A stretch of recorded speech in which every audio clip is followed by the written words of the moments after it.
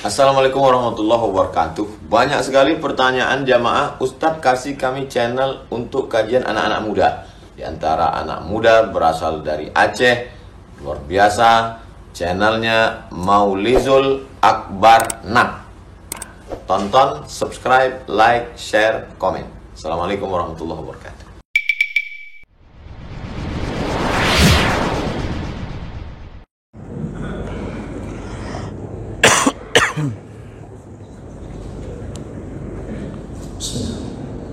Assalamualaikum warahmatullahi wabarakatuh.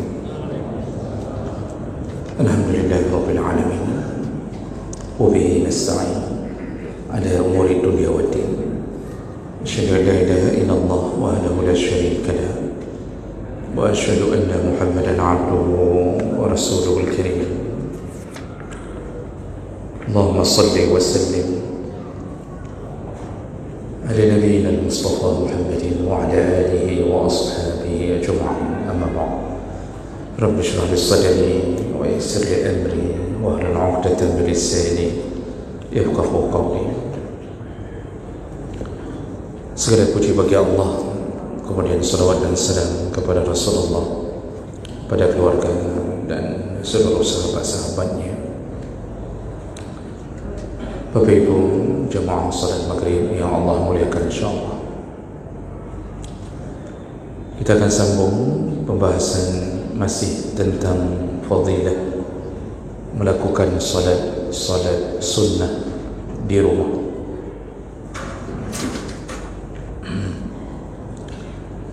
Di pertemuan kita yang lalu kita membahas bahawa di antara keutamaan melakukan salat sunnah di rumah yaitu untuk menghindarkan rumah menjadi seperti kuburan. Jadi menghindarkan kesan kuburan, dan itu telah disebutkan oleh Nabi sallallahu alaihi wasallam bahawa salat sunnah untuk membuat rumah tidak seperti kuburan. Dan kita sudah bahas panjang lebar tentang maksud daripada hadis tersebut. Kita lanjutkan berikutnya, keutamaan melakukan salat sunnah di rumah, yaitu agar rumah bercahaya sekaligus mendapatkan keberkahan dari Allah Subhanahu wa taala. Ada satu riwayat, yaitu asar dari Umar bin Khattab, dan ini disahihkan melalui riwayat Imam Al-Bukhari.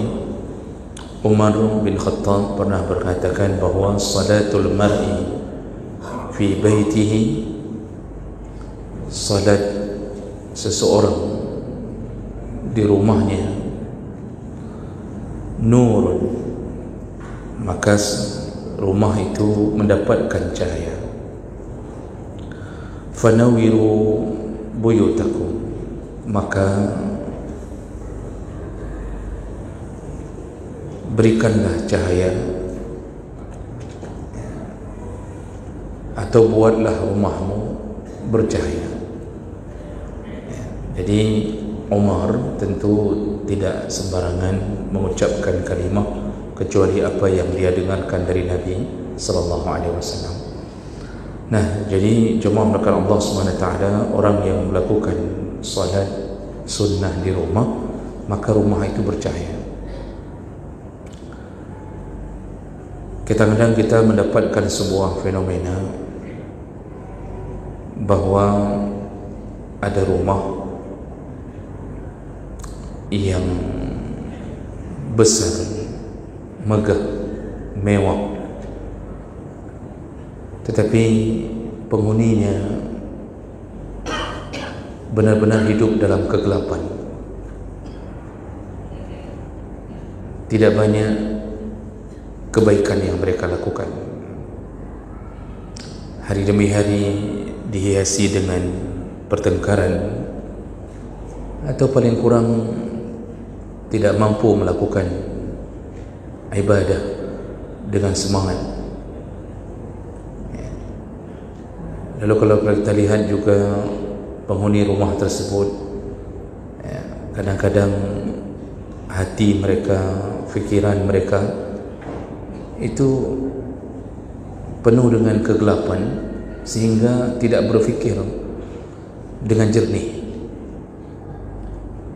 Karena kita kadang-kadang kalau berada dalam kegelapan, maka kita tidak menemukan jalan yang benar kecuali setelah diberi lentera atau diberikan senter di tangan, baru kita tahu mana jalan yang harus kita tempuh. Begitulah Allah memberi istilah hati dengan cahaya. Jadi hati itu kalau bercahaya, maka dia banyak mendapatkan hidayah, lalu dia tumpahkan melalui ketaatannya. Tapi kalau hati gelap,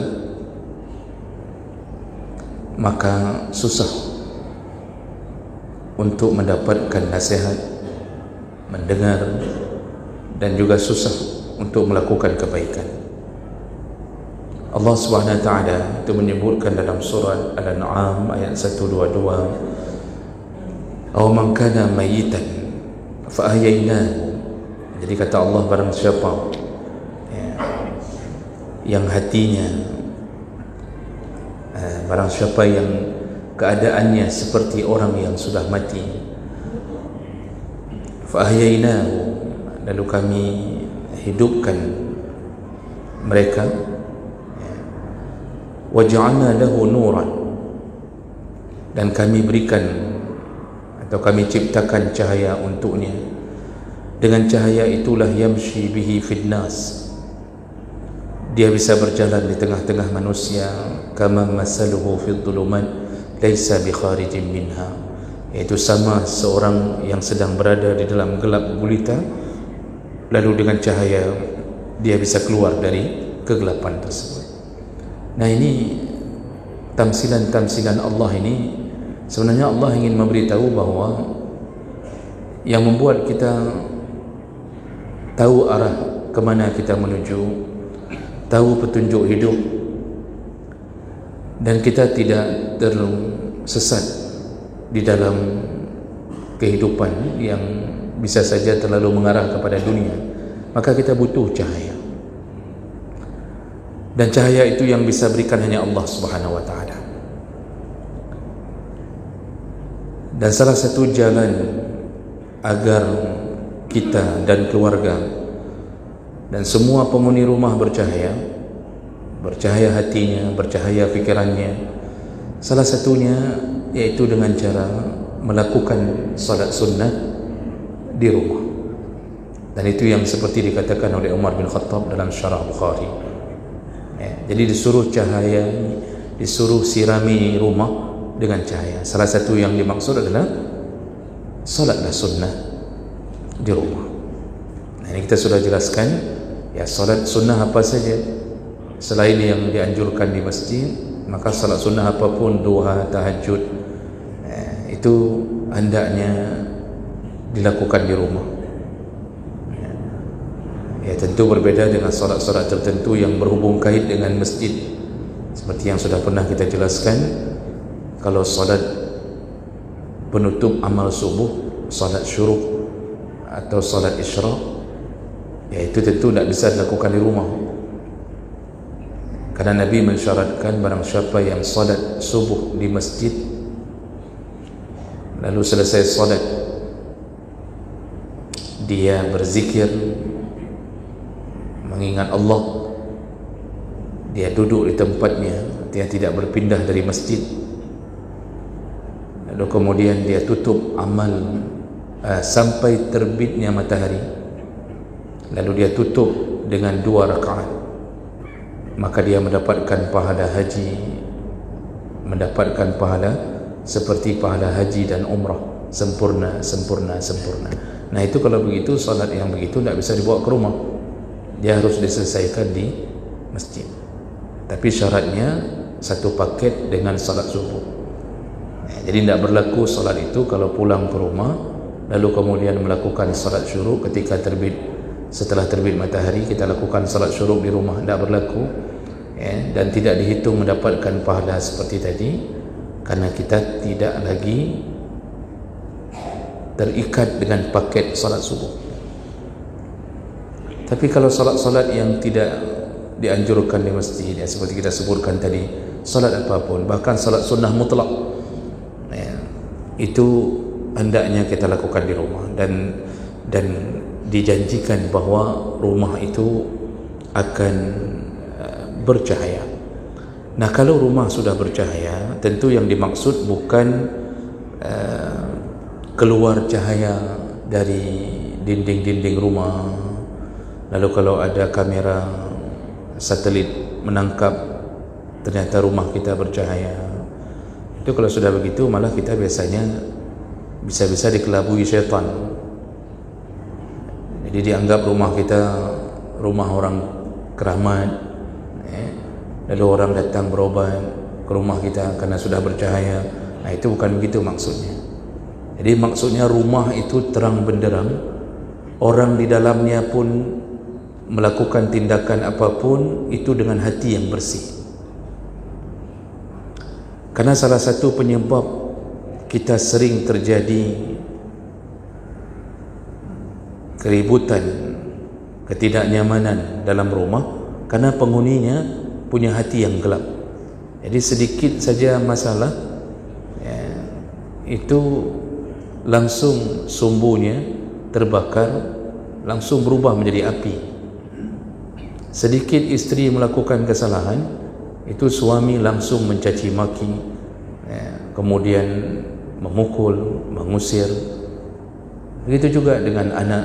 Kalau ada anak yang mungkin masa anak-anak ada kenakalan yang dia lakukan, seorang ayah yang tidak bercahaya hatinya, itu kadang-kadang hal sepele pun menjadi perkara yang besar, yang selayaknya bisa dinasihati dengan baik-baik, dan itu akan menyentuh hati anak, tapi tidak bisa. Maka seorang isteri pun juga begitu. Jadi bahaya ketika kehidupan ini tidak ada cahaya dalam rumah kita, dan orang pun tak senang. Di lingkungan manapun kita tinggal, orang tak senang, karena keadaan orang yang punya rumah pun begitu. Dengan tetangga tak baik, dengan lingkungan tak baik, hidup tidak ada manfaat. Sudah tidak ada manfaat, lebih parah ketika memberi mudarat. Cubalah Bapak Ibu survei orang-orang yang selalu kehidupannya penuh dengan masalah di dalam rumahnya sendiri. Masalah dengan keluarga, masalah dengan mertua, masalah terus-terusan. Itu berawal dari tidak ada cahaya yang datang dari Allah. Jadi semua tindakannya itu dibantu oleh syaitan. Kalau syaitan berbisik, pukullah, dia langsung pukul. Kalau syaitan berbisik, caci maki saja, ini cacinya. Dengan tetangga pun kadang-kadang begitu. Ini semua berakibat fatal, bisa terjadi pertengkaran, pembunuhan, dan macam-macam. Dan kalau kita lihat-lihat, semua orang yang model begitu berawal dari rumah. Sangat tidak nyaman, Pak, ketika rumah kita dipenuhi dengan keadaan suasana yang penuh dengan ketidaknyamanan tadi. Mau ke kantor pun itu terbawa. Kadang-kadang tidak semangat untuk mencari nafkah. Ada yang pergi ke kantor dengan wajah yang terbawa dari keributan di dalam rumahnya. Inilah makanya kita perlu bantuan Allah untuk memberi cahaya rumah. Jadi cahaya itu duduk di hati, bisa duduk di dalam pikiran, akal kita sehat. Itu kan sifatnya para nabi. Nabi itu kalau terjadi apapun dalam rumah tangga, itu kan tetap mereka menasihati dengan cara yang baik, dengan cara mau'izah hasanah. Bahkan Rasulullah ketika mendapatkan berita fitnah terhadap Aisyah, yang dituduh selingkuh dengan Safwan, ya, karena tertinggal di barisan paling belakang lalu dibantu oleh Safwan. Mulailah orang-orang munafik menghembuskan fitnah bahawa Aisyah selingkuh dengan Safwan. Rasulullah yang tidak tahu benar atau tidaknya itu tidak memarahi Aisyah, tidak membentaknya, tidak mencacinya, namun Rasulullah menunggu jawaban dari Allah apa benar atau tidak tuduhan itu. Beliau hanya menyuruh Aisyah pulang ke rumah ayahnya sambil menunggu jawaban. Dan ternyata kemudian turunlah ayat menjawab fitnah tersebut telah dihembuskan oleh orang-orang munafik. Abu Bakar sebagai ayah daripada Aisyah itu sangat kecewa ketika ternyata salah satu yang menghembuskan fitnah tersebut adalah saudaranya. Saya lupa entah saudara sepupunya atau salah satu orang yang ditolong, yang salah satu orang yang sering ditolong oleh Abu Bakar, jadi diberikan nafkah tiap-tiap bulan. Dia pula yang memfitnah Aisyah. Dan Abu Bakar sebelum turun ayat Allah itu sempat berjanji di dalam hatinya bahawa dia tidak akan lagi menolong orang tersebut, saudaranya ini perempuan juga. Tapi ternyata kemudian setelah Allah membongkar kejadian yang sebenarnya, karena hati Abu Bakar ini begitu sucinya, bersihnya, sehingga dia takut menghadap Allah dalam keadaan dia punya terselip di hatinya kebencian terhadap orang lain, sehingga dia menghentikan sedekahnya. Akhirnya dia dengan hati yang walaupun terpukul, tetapi dia menutupi kemarahan hatinya dengan tetap memberikan sedekah. Itu model-model hati yang bercahaya. Jadi pikiran panjang.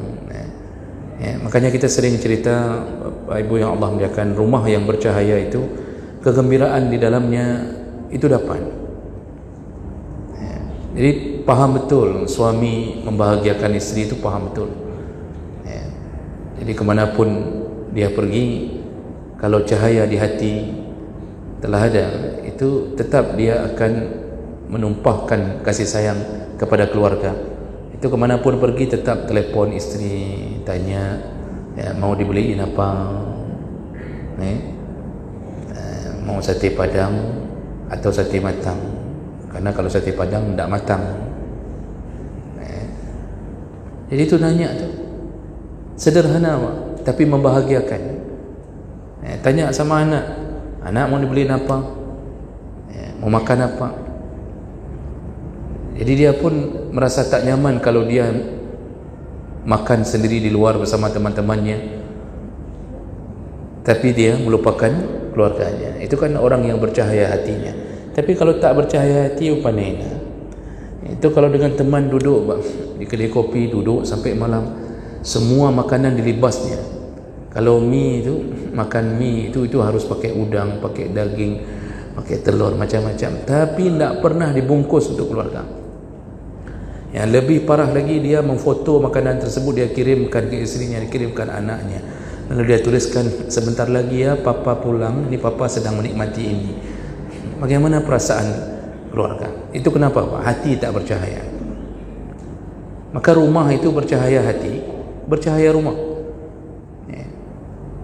Jadi pulangnya seorang ayah ke rumah itu, kalau rumah sudah bercahaya, dirindukan oleh anak-anaknya. Jadi baru terdengar suara mesin motor saja, karena biasanya kan orang Pak itu sudah tahu menandai suara mesin motor ayahnya, tahu, karena yang paling buruk suara di komplek itu motor ayahnya. Jadi dari jauh tu anak sudah tahu ayah pulang, itu sudah tahu. Tapi ketika itu dia sambut dengan gembira, anak-anak sudah loncat-loncat, ayah pulang.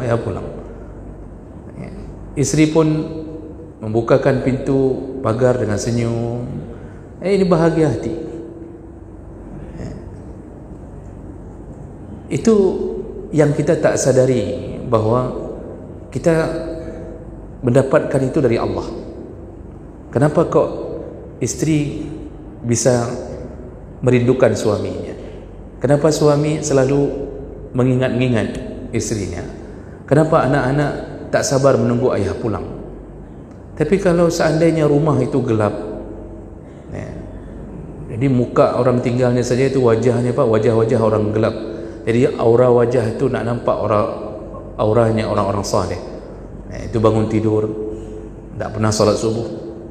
Itu kalau sudah rumah tak bercahaya, tak solat subuh. Bangun jam-jam 9, jam-jam 10, rambut acak-acakan. Rambut saja sudah acak-acakan begitu. Ada yang model tak cuci mulut langsung menuju ke dapur. Itu gaya hidup begitu, isteri pun begitu. Itu Allah akan buat rumah itu betul-betul hancur-hancuran. Jadi yang ada terdengar setiap hari adalah kalimat-kalimat yang menyakitkan. Anak pun akhirnya tak betah. Anak punya pacar sendiri untuk melakukan curhat. Dia lampiaskan semua perasaannya kepada pacarnya. Dia tak peduli itu halal haram, dia tak peduli. Karena dia sudah tahu bahwa ayah ibunya disibukkan dengan bertengkar, tak sempat memikirkan kehidupannya.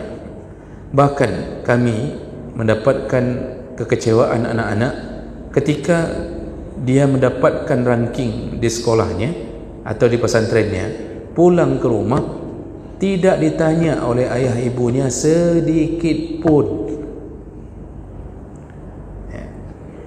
Itu kami terima Pak, curhat dari anak-anak. Dia berusaha di pesantrennya belajar dengan kuat.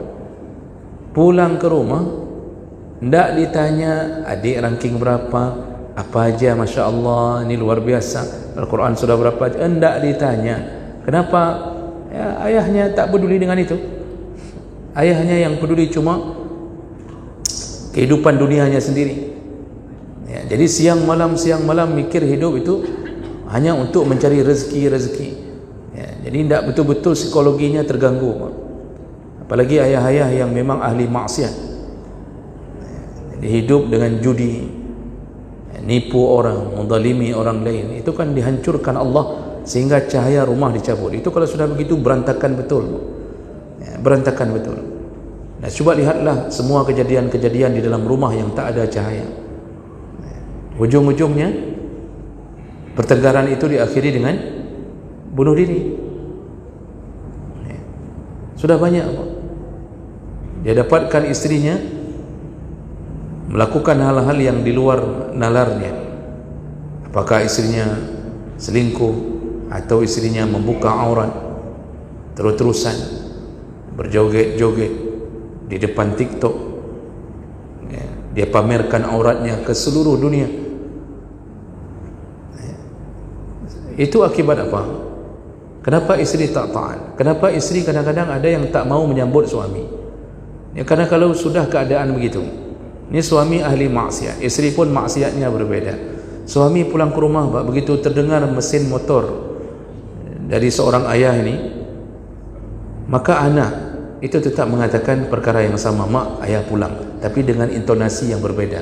Kalau tadi anak akan mengatakan ayah pulang, ayah udah pulang, senangnya luar biasa. Tapi kalau model ayah tak bercahaya hati, yang anak-anak tahu kalau dia pulang, itu kemungkinan rumah itu akan kedatangan monster, kedatangan gentut. Gentut apa bahasa Indonesianya? Apa gentut bahasa Indonesianya? Gendro, bolehlah gendro. Bayangkan Pak, itu anak mengatakan kepada mamaknya, mak, ayah pulang. Cara bilangnya dah beda Pak. Ayah pulang. Itu si mama langsung bersiap-siap. Kata si mama, nak, buka pintu. Kata si anak, mama aja yang buka. Malam kemarin adik udah buka, ditendang dengan pagar, nganga adik ditendang. Kata si mama, sama juga, mama udah berapa kali kena tendang juga. Akhirnya tidak ada yang buka pintu satu pun.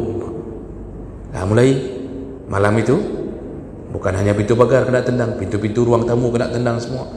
Hidup baru pulang mengamuk lagi. Gelas pecah, piring pecah. Itu bagaikan neraka, hidup karena rumah tak punya cahaya. Jadi kita kadang-kadang terfikir, Bapak Ibu, kenapa kok rumah saya bisa begitu?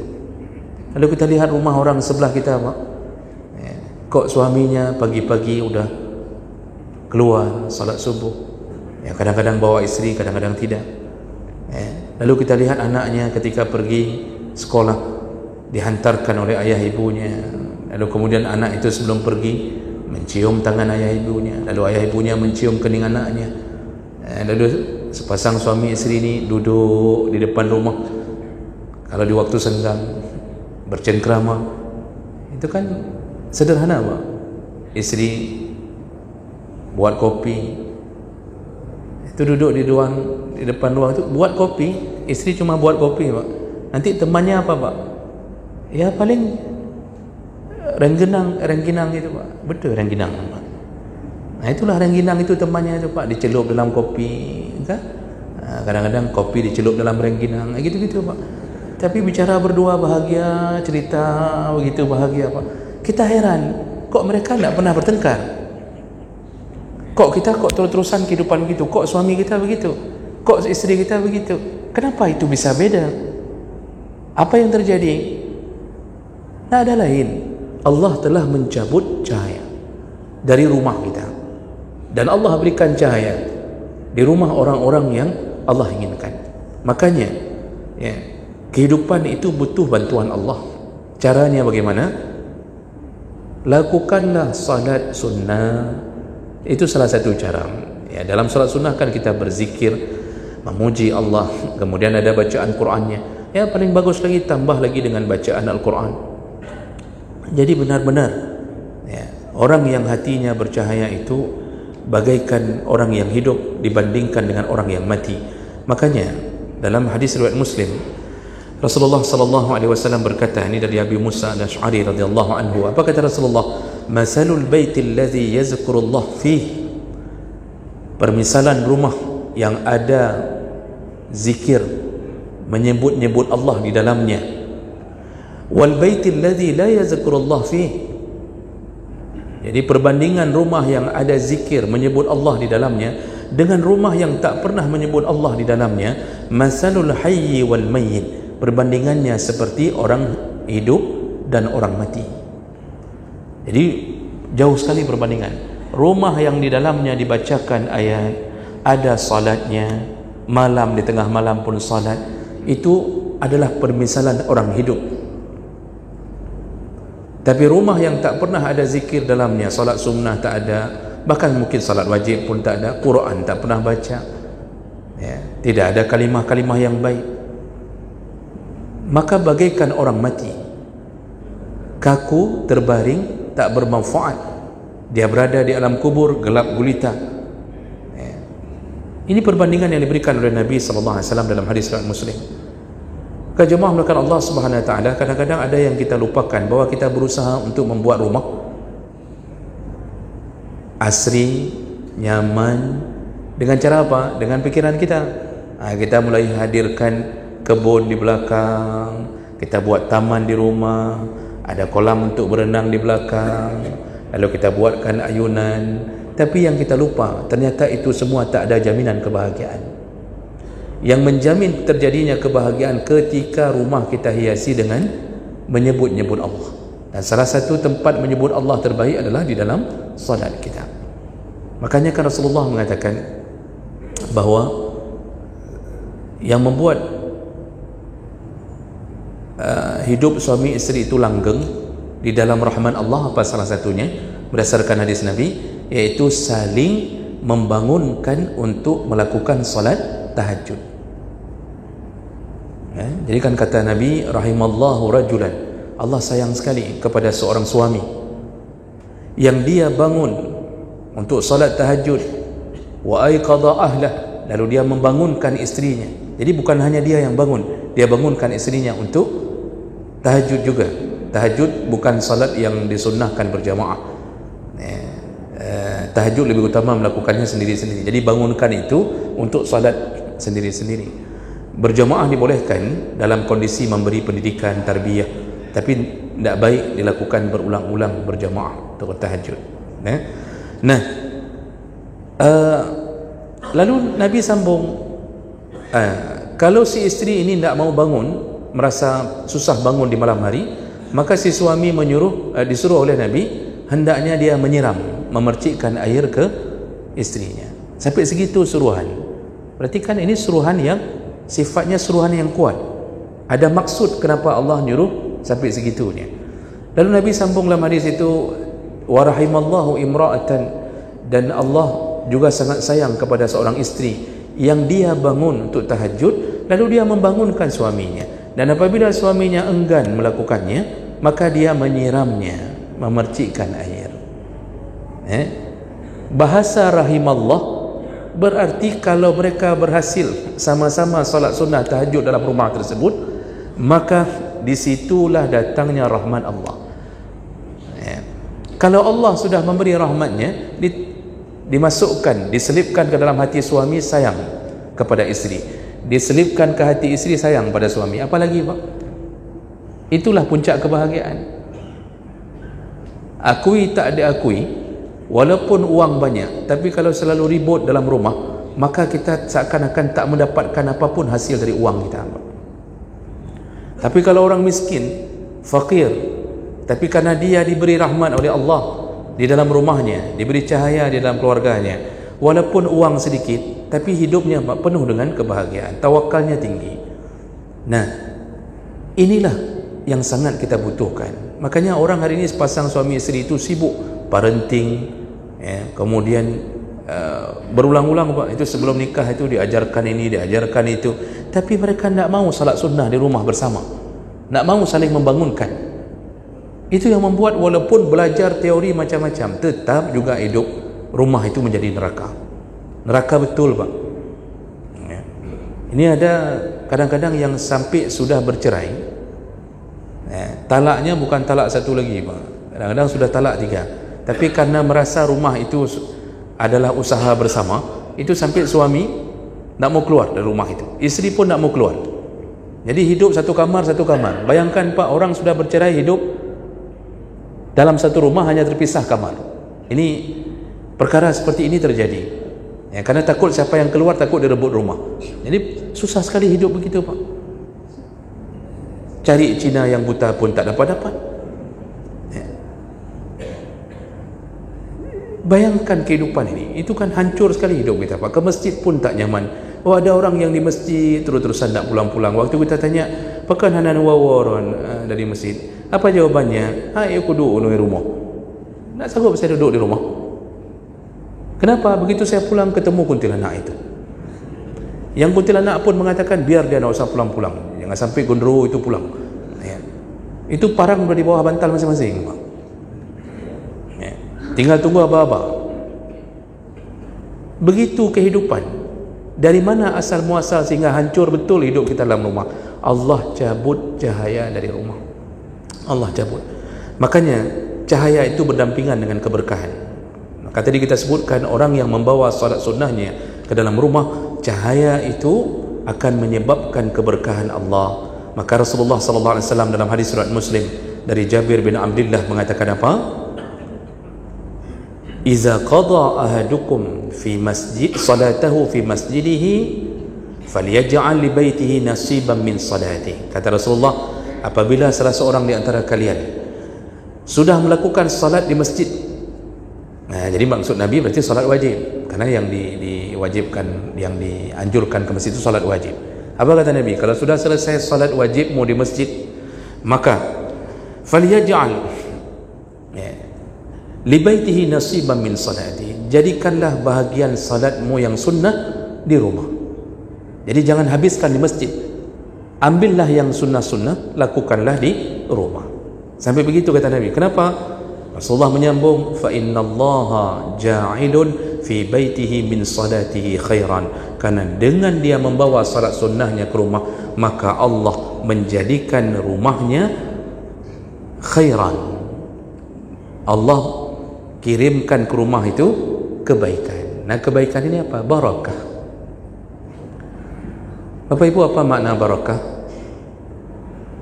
Barakah itu ziyadatul khair atau kasratul khair, banyaknya kebaikan. Jadi rumah kalau sudah bercahaya, barakah, itu muncul sendiri Pak kebaikan-kebaikan.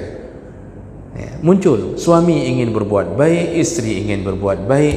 Itu isteri tiap-tiap hari nanya ke suami, abang mau dibuatin apa, nanti kalau pulang kerja mau dibuatin apa, ya, mau dibuatin mie pangsit atau mau dibuatin pizza, ya, mau dibuatin apa. Itu selalu pertanyaan itu, ya. Kata suami, tak usah buat apa-apa, tak ada yang enak satu pun. Ini suami agak kurang ajar sedikit kalau sudah begitu kan. Tapi kenapa isteri kok nanya ke situ? Kenapa dia kok perhatian betul kepada suaminya? Barakah, banyak kebaikan yang Allah tanamkan. Dia ingin berbuat baik itu terusan, berbuat baik itu terusan, ya. Lalu kita ini ketika rumah sudah barakah, dapatkan khair di dalamnya, khairan itu, terfikir dalam kepala Pak hanya ingin menambah amal dan ibadah kita itu terus bersemangat, ya. Jam 4:30 kita sudah bangun. Itu jam 4:30 terbangun tu, Pak. Jam waker tak ada, kita juga tak punya alarm khusus, tapi terbangun. Siapa yang bangunkan? Allah Subhanahu wa taala. Kenapa bisa bangun? Allah ingin orang ini berbuat baik, berbuat kebaikan yang banyak, ya. Jadi tidak ada berat hidup bagi Allah, bagi orang yang ditanamkan keberkahan. Jadi orang selama ini salah mikir. Jadi dipikirnya barakah itu kalau kaya dianggap barakah, sehingga orang mengatakan alhamdulillah hidup saya barakah, alhamdulillah, nah, ini saya keberkahan Allah ni, hari ini saya sudah kaya, dulu saya pemulung, saya begini, alhamdulillah Allah berikan berkah, alhamdulillah sudah kaya. Bukan itu barakah. Tapi barakah di balik kekayaanmu ada kebaikan tak yang engkau lakukan dengan kekayaan, itu barakah. Alhamdulillah saya ni sehat-sehat, alhamdulillah. Kita bilang sama orang ni, ya, sampai orangnya ulung tentang sehat ni, kalau umur sudah 70 sehat, bisa jalan ni, tangan tak ada asam uratnya, ya paling cuma sesekali saja, alhamdulillah, gigi masih bagus segala macam. Lalu dia merasa dia dapat barakah. Ini berkah Allah ni. Bukan itu barakah. Barakah apabila sehat itu melahirkan kebaikan, itu baru berkah. Karena berkah itu ujungnya baik. Apabila sehat badan ini terus-terusan berada di masjid di saat berkumandang azan, itu barakah. Barakah itu ketika sehat kita berusaha berbuat baik ke banyak orang dengan badan kita, itu barakah. Jadi diberikan Allah kesempatan berbuat baik yang banyak. Barakah itu ketika umur kita sudah lanjut, tapi kita banyak dikenang orang di atas semua kebaikan-kebaikan kita. Tangan barakah itu banyak nolong orang, kaki barakah itu banyak melangkah ke tempat yang baik, mata barakah juga begitu, lisan barakah juga begitu. Jadi terus-terusan harinya baik-baik, ya. Tak perlu jadi ustaz untuk memberi nasihat ke depan meja gini, tak perlu, Pak, ya. Itu Nabi Yaqub, kemudian Luqman Al-Hakim, itu nasihatnya ke siapa sampai dimuat namanya dalam Al-Quran? Kan ke anaknya, ke keluarganya. Kan itu yang membuat Allah memuliakannya. Dia yang mengucapkan ya bunayya, wahai anakku, wahai anakku. Jadi jangan mikir bahawa nyo berkah dah cikgu ustaz, oh belum tentu, Pak, belum tentu, ya. Bisa saja ustaz mungkin mengajar begini, tapi di rumahnya kita tidak tahu, Pak, ya. Makanya kalau mau tahu seseorang kan kita tanya sama pasangan hidupnya, kita tanya ustaz tu ada kayak gitu, kalau di rumah ada sama kayak di masjid dia, kalau ngomongnya lembut segala macam. Kata istrinya, itulah gendero itu yang aku bilang tadi, itulah orangnya tu. Cukup banyak yang begitu, Pak, kejadiannya. Maka barakah itu salah satunya, kata Nabi, adalah bawalah solat sunnah ke rumah. Jangan semua dilakukan di masjid. Jadi solat duha itu tak usah datang ke masjid. Walaupun sempat di masjid, kalau memang kita pulang kembali dan masih ada waktu duha, maka salatlah duha di rumah. Ya, walaupun dalam hukum salat duha kan ada khilaf ulama. Di antara hukum salat duha ada yang mengatakan disuruh muwadhabah itu disuruh terus-terusan. Ada juga yang mengatakan bahawa cukup sesekali saja, tidak perlu melakukan muwadhabah. Ada juga pandangan yang mengatakan kalau tidak sempat salat tahajud baru ganti dengan salat duha. Kalau tahajud malam ada, tidak perlu salat duha. Itu ada beberapa hukum tentang salat duha, Pak. Tidak sepakat semuanya mengatakan bahawa salat duha rutin. Tapi jumhur ulama mengatakan paling bagus rutin dengan dalil-dalil yang lebih kuat. Maka jemaah melakukan Allah Subhanahu Wa Taala. Jadi kalau begitu, apa kesimpulan kita pada malam ini? Ya, berusahalah jadikan rumah sebagai tempat melakukan salat sunnah. Maka semua zikir-zikir kita, bacaan-bacaan Quran kita di dalam rumah itu membuat rumah itu bercahaya dan mendapatkan keberkahan dari Allah Subhanahu wa taala. Mudah-mudahan kita dengan membahas ini menyadari bahawa salah satu cara bahagia dalam rumah adalah dengan melakukan ibadah yang sunnah di dalam rumah. Mudah-mudahan bermanfaat. Subhanakallahumma bihamdika asyhadu an la ilaha illa anta astaghfiruka wa atubu ilaik. Wassalamualaikum warahmatullahi wabarakatuh.